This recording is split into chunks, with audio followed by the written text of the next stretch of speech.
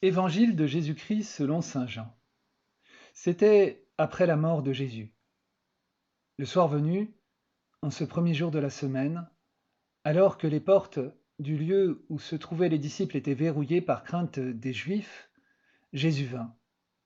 Et il était là, au milieu d'eux. Il leur dit: La paix soit avec vous. Après cette parole, il leur montra ses mains et son côté.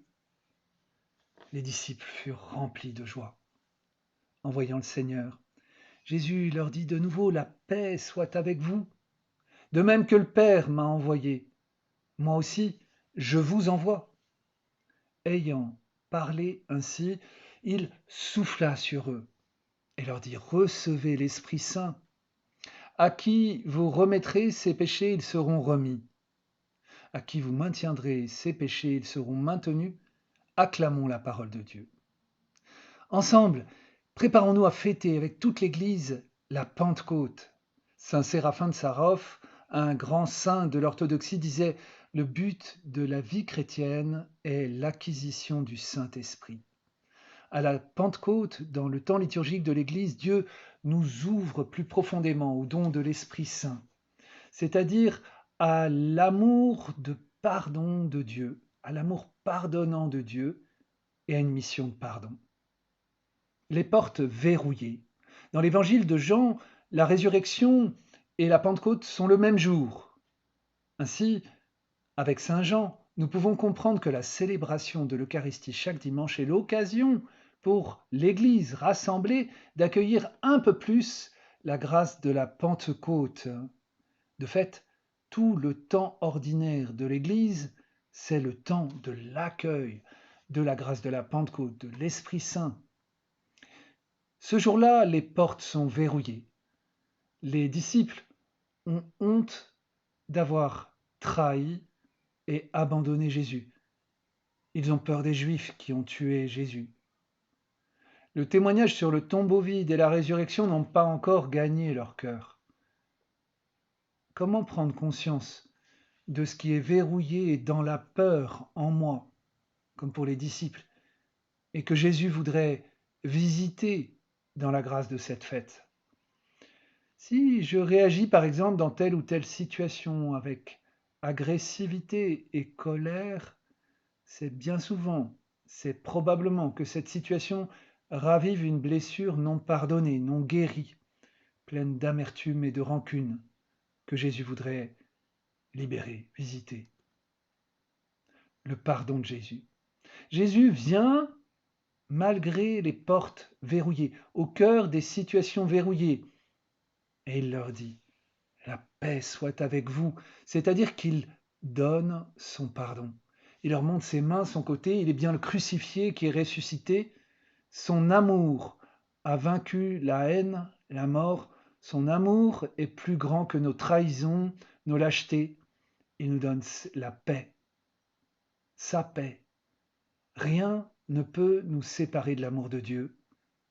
Jésus nous a réconciliés. Il est lui-même la paix que Dieu me donne. Quel est le pardon que j'ai à accueillir de Dieu, où moi aussi j'ai abandonné Jésus et sa parole, où j'ai refusé de le suivre jusqu'au bout car c'était trop dur et, comme les disciples, j'ai eu peur? Avec le don de la paix de Jésus, c'est-à-dire son pardon inconditionnel, la joie jaillit. La paix et la joie. Une paix et une joie même au milieu des épreuves et des situations compliquées, verrouillées. C'est le don incomparable de Jésus. C'est sa signature d'alliance. C'est le signe de sa présence qu'il a promis. Je suis avec vous tous les jours jusqu'à la fin du monde. La mission partagée. De même que le Père m'a envoyé, moi aussi je vous envoie. Jésus ressuscité nous envoie avec cette paix et cette joie dans le monde pour prolonger sa mission. Quelle confiance, quelle responsabilité! Jésus est l'envoyé du Père. Nous sommes les envoyés de Jésus. Ma vie de baptisé sur la terre est une mission. tout baptisé reçoit cette mission. Ce ne sont pas quelques-uns parmi les disciples, c'est tous. Je ne peux pas dire les autres oui, mais moi je ne suis pas capable. Non, Jésus envoie tous ses disciples. Tous, nous sommes disciples, missionnaires envoyés par Jésus. Dans le souffle de l'Esprit, Jésus est envoyé par le Père dans le souffle d'amour de l'Esprit. Et il souffle sur nous. Recevez l'Esprit Saint. C'est le même souffle qui planait sur les eaux et qui crée le monde. Jésus ressuscité fait de nous une nouvelle création. Pour vivre ma mission sur la terre, je suis appelé à accueillir encore et encore ce souffle de vie et d'amour plus fort que toute mort, capable de libérer mon cœur de la peur. Si tu es fatigué dans ta mission, dans ta vie, si tu as peur, si tu es triste, angoissé, demande l'Esprit Saint, mendie l'Esprit Saint, encore et encore, jusqu'à ce que ton cœur se déverrouille et s'ouvre au don de Dieu, à la présence de Jésus, à sa paix, à sa joie. Ce souffle nous bouge, nous fait sortir, il nous envoie. Pour quoi? Pour une mission de pardon à vivre et à partager. Un souffle de pardon. Recevez l'Esprit Saint, à qui vous remettrez les péchés, ils seront remis, à qui vous maintiendrez ces péchés, ils seront maintenus. L'Esprit Saint, après nous avoir ouverts à la paix du pardon de Jésus, nous envoie le donner, le partager. Il nous rend capables du pardon, au-delà de toute mesure humaine possible. Si tu crois que tu ne peux pas pardonner le mal que l'on t'a fait, Jésus aujourd'hui souffle sur toi et il fait de toi un homme nouveau, capable de pardonner, si tu veux le laisser faire. Il suffit, dans la force de l'esprit, de choisir de pardonner à ceux qui nous ont offensés. Il faudra peut-être le dire d'abord dans le secret de mon cœur, devant Dieu, plusieurs fois, plusieurs jours, plusieurs mois, jusqu'à ce que la paix et la joie me soient données et la grâce du pardon. C'est une parole vivante et efficace dont nous sommes porteurs.